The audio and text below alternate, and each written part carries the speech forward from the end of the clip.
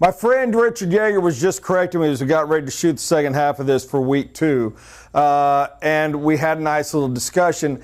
And I got to cover a point he pointed out. We are not discussing feminine from the standpoint of men and women. Don't get lost there. We're discussing from a spiritual level, purely. We are all physical beings. Some of us, some of you struggle with that. So yes, I use some physical terminology to try to make the transition easier. But no, people, I am talking from a spiritual level, an emotional level. As Richard tried to tell me, he goes, man, I don't agree with you. Most women I meet are stressed and angry and aggressive and outgoing. In other words, masculine. They have to be. We've thrown them in the role. I'm not going to get lost on a political rant here, but good gosh, of course we have. Shame on you, shame on us, shame on every one of us. That's okay. Not to mention, I already told you, women have a masculine side as well. This is about sales and selling to women. This is about how you take that angry, snippy, whatever woman and turn her into someone that is there with you. Okay? The feminine side you need to tap into is the God inside you that is both male and female that created them in His image. Okay? It is not the warrior Thor hammer God. That's not the God we know, the God we serve, the God we love, the God that created the world. If you disagree with my theology, place your own, but you're wrong. Sorry, I love doing that. Know that and follow that with me. Now then, in this article about why Republicans can't sell to women. And I found this fascinating. Men, especially conservative manly men, and we know who we are, in my opinion, they're the best of the best. They really are. I mean that. They do not know how to sell to women. Couple of simple facts. Remember the gender gap. 1992, first time this came out. 1992, the gender gap, when women overwhelmingly gave us Bill Clinton. Bill Clinton won the presidency, shockingly, shouldn't have. Heck, he had scandal and everything. Won because he dominantly won the female vote. So first time we said the gender gap. Let's see, how much did Republicans learn in 20 years? From 92 to 2012. Barack Obama, guy coming in with the worst record in the history of any president except for Carter, who got killed, as you recall, in the 1978 election, 80, whatever it was, doesn't matter. I mean, terrible. He's got all the conflicts from the original. How did he win the last time? The economy, garbage, everything. This was easy. This was a no-brainer. Cakewalk win for Republicans. Women are not largely Democrat versus Republican, believe it or not. When you get in your registration, their registrations are about the same. Here's a fascinating stat. 80% voted for Obama. Republicans not only didn't learn, they learned the wrong way. They went the wrong way. 81%. 4 out of 5.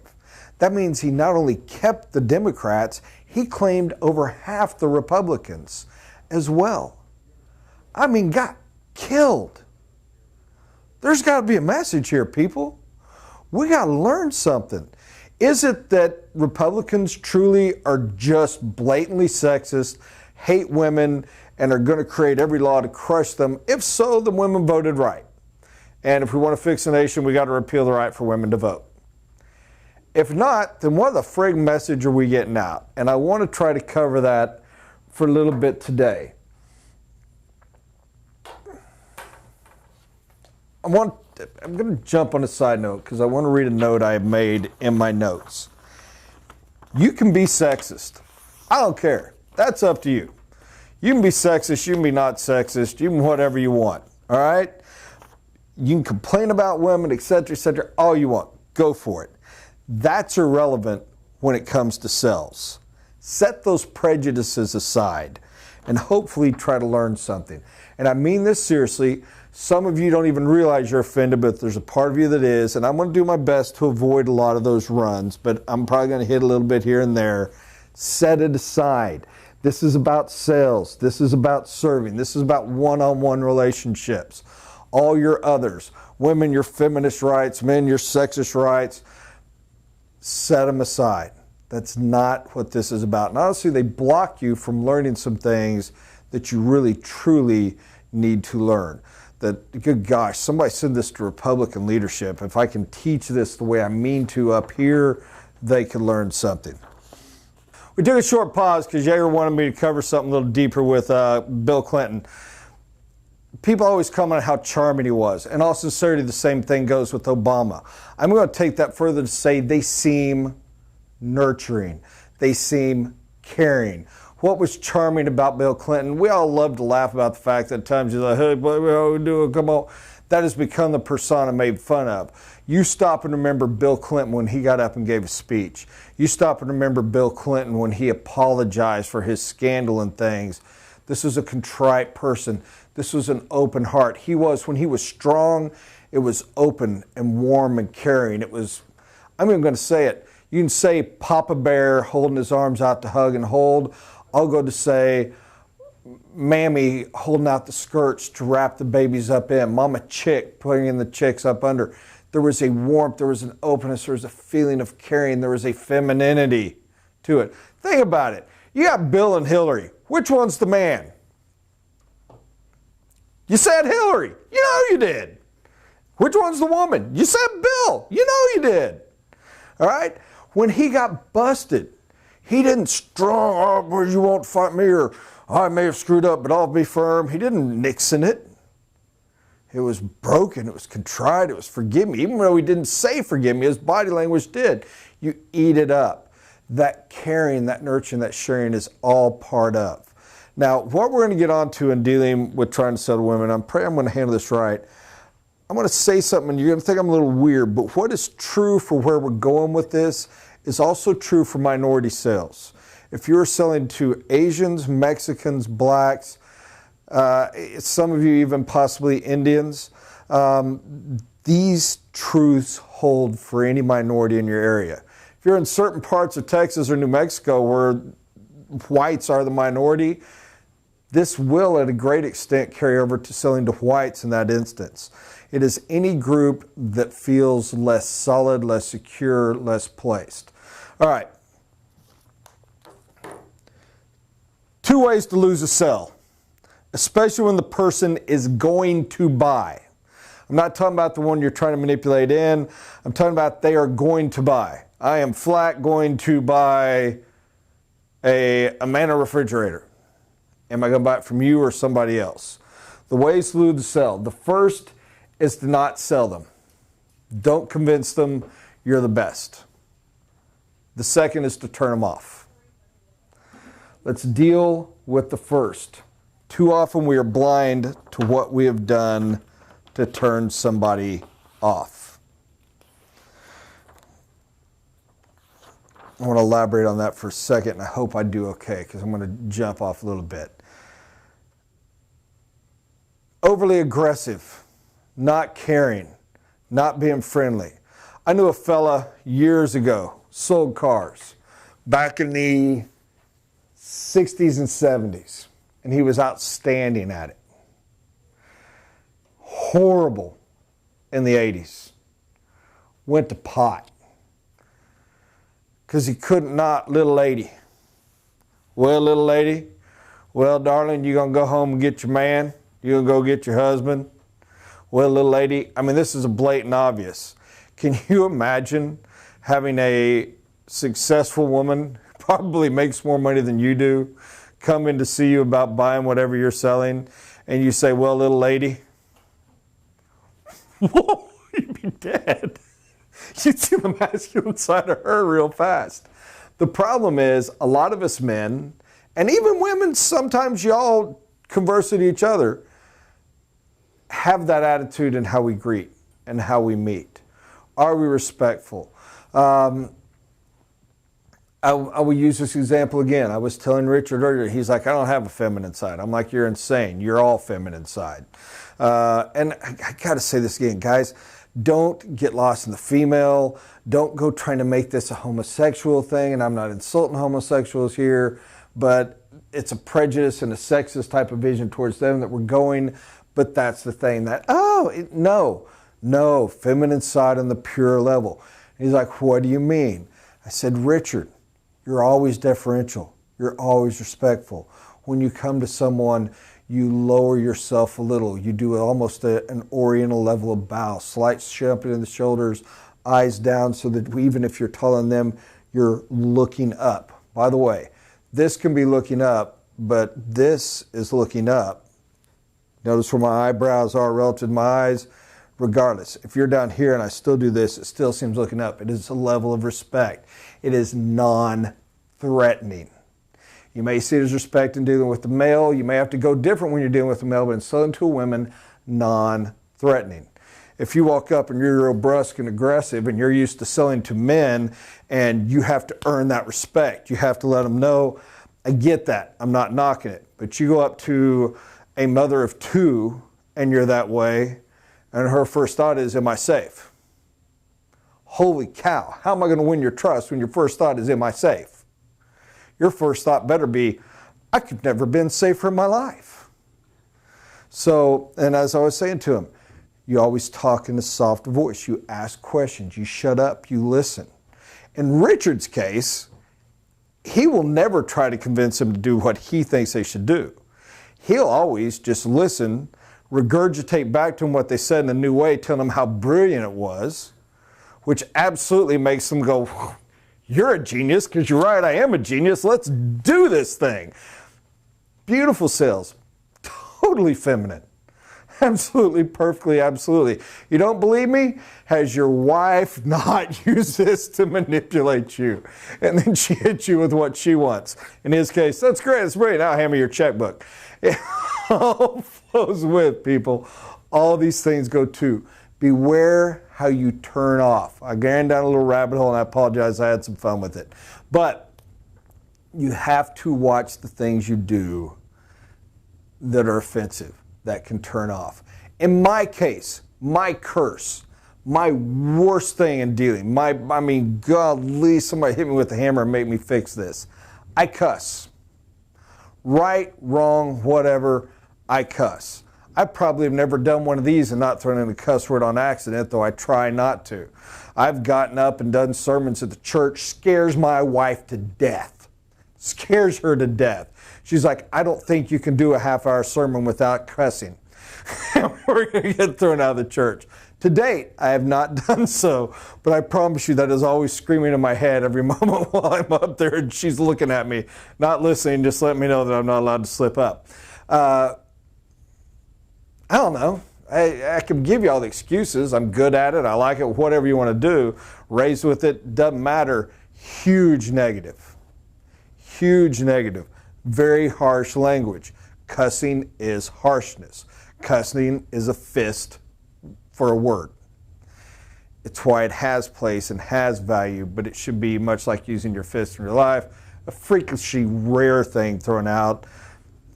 I throw them like a guy at training in a boxing gym. That is a flaw of mine. It is a flaw that can get me in a lot of trouble. Drop a hell damn shit, whatever, usually worse, in a sales presentation to a woman, and you will have largely locked her up. Few men love it, but I guarantee you in selling the feminine, it is a bad thing. So what is your flaw and how can you work on that?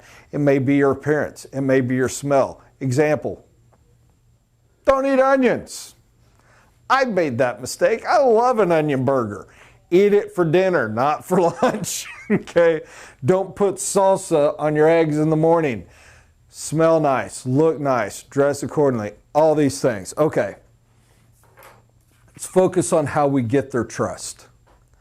Women seek protection and security, not in a lame, insecure way. I need to stress that. Your mind quickly is going to jump to the weak sister side. That's not what I mean. I don't mean, oh, you're lame, oh, you're pansy, oh, come on, get some courage and walk forward. No. I'm not talking, I'm insecure, I'm scared, somebody help me, oh, I don't want to learn, I don't want to get up and walk on my own. Not from that way. I'm talking about a strong, capable, educated, intelligent woman is judging first from a standpoint of protection and security. Let's go to Bill Clinton, running against George Bush. Bill Clinton's message was, I'm going to take care of you. Pause for a moment. Strong college-educated woman's watching a debate, speeches. Bill Clinton gives up and gives his speech. And remember, this was a huge campaign issue his first time around. I want to make sure you have health care. It's the economy, stupid, said in a joking way. But I want to make sure you're fed. I'm going to get us out of foreign wars. And I'm going to make sure people have jobs and income. And I'm going to make sure they're educated. Now let's pause for a moment and think what I just said. I want to make sure that if you're sick, you're taken care of. I'm going to make sure that your husband and your children have the health care they need, that if something happens, they're okay. I know times are tough and you're stressed. I want to make sure that goes away. I'm going to fix that. I'm going to get rid of foreign wars. Guess what? Your husband, your sons, your daughters, for the first time ever that was an issue, don't have to go somewhere and die for something you don't understand, you don't see, that you don't want to happen. And even if you did, you still don't want them to go die. I'm going to get us out of those things. I'm going to get you income. I'm going to make sure money's flowing. You don't want to be insecure. You don't want to be worried. You don't want to not know how we're going to pay rent next month. Don't worry. I'm going to make sure that we have jobs. That's my whole focus. Lastly, I want to make sure your children are educated. Guys, there's a reason it was the school marm, not the school pop. Study some history, and you're going to realize a lot of the school teachers who went out and started them were men, quite often, more often than women. But we all think school marm. It has a feminine side because women care about education. I want Billy to be trained. I want Susie to have a good education. I want her to have a chance. Education matters. Think about this for a minute. If you have two people in a challenging world, and I don't mean a perfect America, I mean a tough running estimate, and one's a man and one's a woman, and yours is the daughter, what do you care more about? Strength, training, on the job, or if you want your daughter to win? If this one over here is your hated cousin's son and he's a jerk, and you want your daughter to crush him when they're 30, are you going to get her there through teaching her how to weld or education? What is the area where she can not only match him, but beat him? Education. It matters. Guys, these 5 things, huge. What did George Bush Sr., by the way, one of my favorites, what did he teach? Stay the course. Trust what we're doing. We have to go to battle to keep America secure. I don't feel secure now. We're going to go to battle to keep America secure? Ooh. Stay the course? Stay the course? Here's a great truth, people. No one ever feels happy and secure immediately. If somebody just ate, drank, possibly had sex, there's your customer for the day. For the next minute and a half, they're satisfied and feeling good. But as soon as they get up and walk around the house, maybe it even takes a day. They're not anymore. You know what happens? I get up in the morning, I have breakfast. Man, I love my breakfast. I fry some bacon, I fry some eggs. It is awesome. It's usually around 7 o'clock. You know what happens at 11:30? I'm hungry.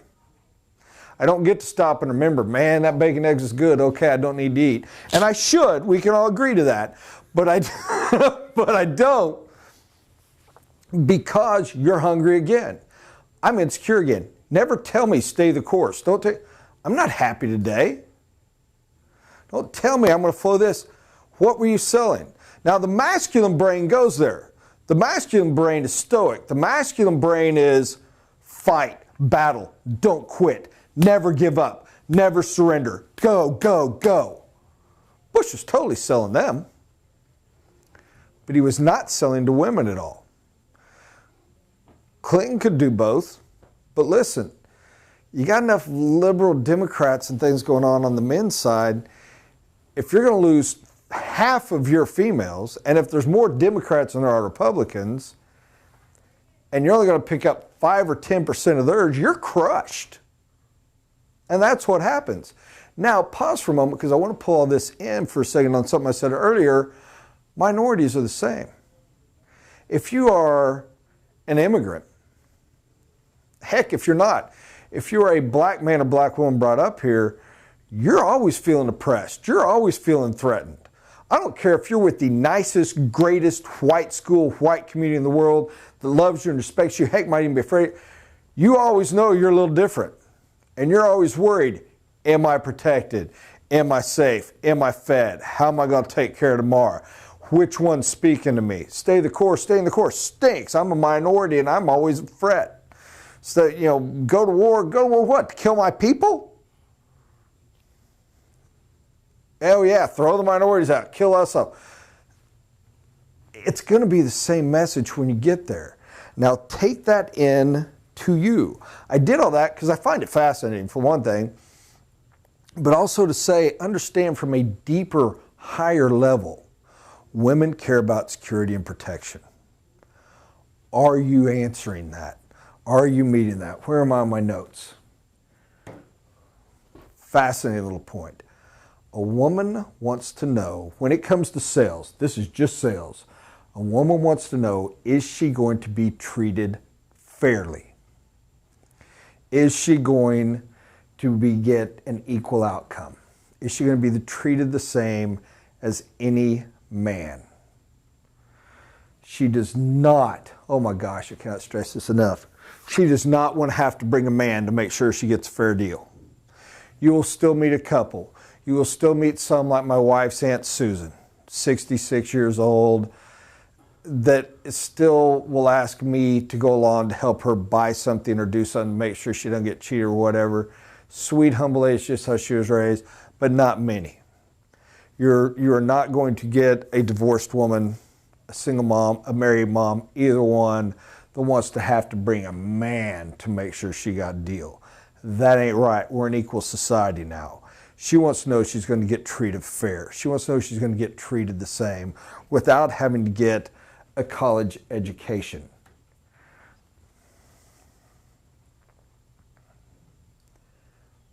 Imagine how emasculated, guys, stop for a minute and think.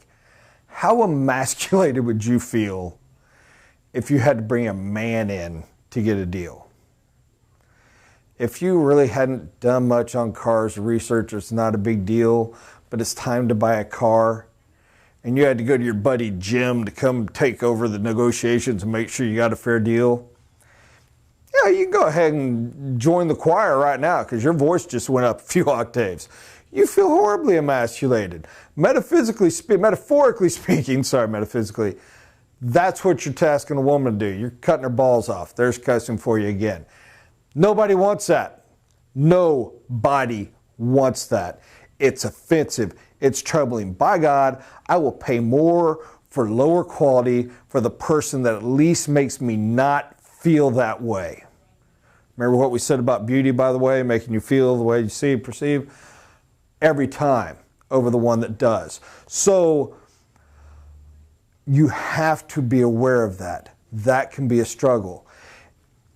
She wants to feel that you will ensure her fair treatment. And remember the earlier part, turn off. It's easy to blow this by making her feel spoken down to. Let me rephrase that for a second. She wants to know for a fact you have her back, you're providing fair treatment. You will blow the heck out of this if you talk down. People do not come to you to sell. You're a cashier, all right? When I go to the grocery store to buy milk, I don't expect the cashier to know the qualities of milk, what the vitamin D is, what the homogeneous pasture is. I expect them to take it and go beep and tell me how much I owe them. That's the diction of it, all right? But if I go to a fancy deli, and they've got a bunch of different cheeses, and I'm interested in trying some unique cheeses tonight because we're having a little wine party. It's going to be fun. I expect that guy to be an expert, to educate me on the cheeses. We all despise the old classic French guy. You should walk up and go, yeah, what's the difference of these? Oh, you know what, kiss my ass. I'll go buy some cheddar. Sorry, cussing again. You know, I have respect. But when the guy comes out, oh, monsieur, this is fabulous. You have this camembert and they tell you, you're excited. That's fun. That's a neat deal. You know what that guy did? He came to you and said, hey, I know. Why did you come to me? Because I know. You're smart that you came to me. I'm not going to talk down to you. I'm not going to disrespect you. You're not supposed to know. If you knew, you'd own a deli. You don't own a deli. You came to buy stuff. Conversely, when the woman comes to you, she's coming to you because it's your job to know. Don't talk down to, don't belittle, don't berate, don't knock. Answer the questions. I'm on your team. Great to have you. What do you know? Oh, super. Okay, can we go with that? But you can't, well, you know, most people know, or, well, this is how, and talk such big words. You want somebody to be belittled and they won't let you know it? Talk over their head. You better look in eyes, you better pay attention, you better answer questions, even in educating with questions, and make sure you're at their level. Because otherwise, cut off and done. You have to make them feel, I'm coming along. A woman is not looking to cheat anyone. She wants to be fair. She cares about education and fair treatment. But just like she doesn't want to be cheated, she don't want to cheat anyone else. That does have limits. So you have to follow along with this. Make her feel truly equal. Not better per se. You don't have to kiss up. Believe it or not, kissing up, kissing fanny can be belittling, can be seen as disrespectful. All right? And it's definitely not going to be respected. It's an equal thing. Try to make feel equal. Dang sure equal. If you have a husband and wife at the sales table, don't focus on him, and also don't focus on her. Imagine that you were talking to the head of the United States House and the head of the Senate. You would give equal attention and equal contact to both. President of China, President of Russia, and you're a mediator. You're not going to focus on old Russia because, you know, he's along here. No, it's going to be equal. We're going to pay attention. I'm going to respect both. What are we talking on? Are we here? When you're dealing with a husband and wife, you better deal that way. You know why? Because they are a team. You know why? Because she is equal. Don't tell me, oh, the woman makes a buying decision. No, she doesn't. Don't tell her, oh, the man, no, he doesn't. They do it together. I will tell you this, though. Twist one off, and you automatically lost the other. Sell both in the same way. Do not disrespect. Come at it gentle. I'm going to wrap all this up by saying, understand what a woman is looking for, which is to be treated fair. You want the simplest thing in the world? I want to be treated fair. Let's go for that in a minute. I'll take it back. I'm going to jump down a rabbit hole for a moment. Big speech used to get a lot of play. And it has largely been proven to be a myth, but most people still think it is true, and that is equal pay for the work. In the 70s, when women were first really coming into upper management jobs, there was a huge knock because they supposedly were getting like 60 cents on the dollar for the same job. That isn't fair. That would make somebody angry. That is treated, if I'm really doing the same job. Now, men, to us conservatives, us Republicans, it was the fairest thing in the world. Joe isn't going to get married and decide that all of a sudden his whole focus is that. Jim isn't going to get pregnant and need 9 months off. Bill isn't going to have to take off because, oh, I have to go see Susie's play at school. They're fathers. They're doing this thing. So it's not equal work, and it all makes sense to us. Here's the deal, though. Jane, who stays late to make up the time, because, yeah, she did want to go to her daughter's play, but she stayed 4 hours late that night, and she came in on Saturday because, by God, her work's going to get done. Who, at the end of the day, the quality of the product is actually better than Bill's. Her mindset is shut up. I did not just equal work, I did better work. And I'm getting paid less. Is that fair? Is that equal? Is that respectful? Here's the really important part. The reality doesn't matter. The perception does. Sales is educating. Sales is creating a reality, but it begins with perception.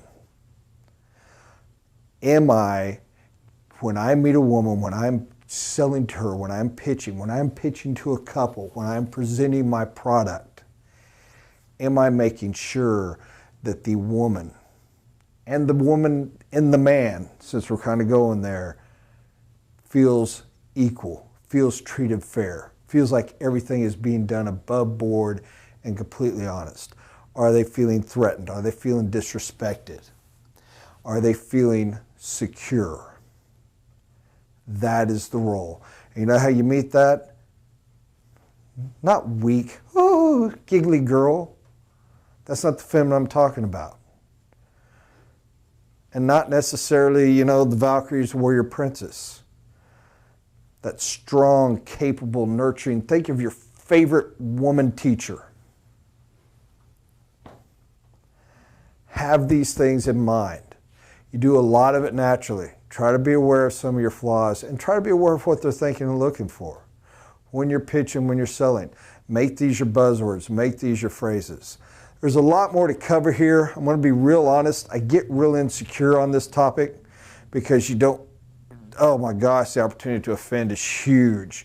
But I will revisit it and try to even improve a little. That said, I think we had some value. I hope so. It was 2 weeks worth. God bless y'all. Thanks for watching.